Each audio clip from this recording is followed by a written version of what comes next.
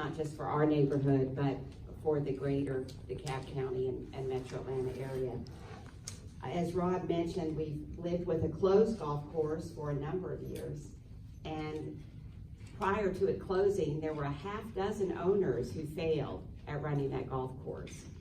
And they failed for various reasons, but one, in my opinion, is that there was a very strong disconnect with the community. And that weakened that just weakened the opportunity to make it thrive. An example of that disconnect is when our community raised money to keep the pool open and they filled it in with dirt. We're at a different stage now than we were then.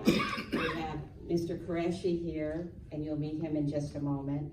And it's already a different situation in that we're having dialogue already. And that's very significant because we're listening to each other. And we're starting early. He hasn't closed on the property yet. We're starting early to build a strong tie together so that it succeeds.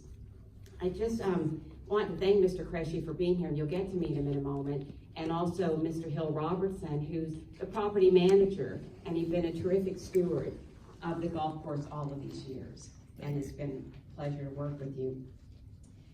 If I could, I'll just remind you of our vision, and the vision that once the club was closed for good, it grew out of many, many meetings, as many of you remember, and we finally got it codified in the overlay zoning code.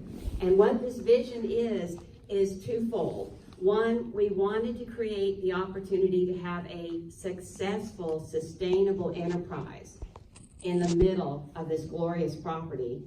And we wanted to preserve the green space for the good of the greater community, not just Hidden Hills neighbors. That was our motivating vision. And our vision is built on the knowledge that sports can be a unifying force. And it already is in our world. I look at the Olympics. Cricket can be part of that unifying force, as can other sports that could be played on some of the fields. Other kinds of physical activities on a multi-purpose field, or tennis, or swimming,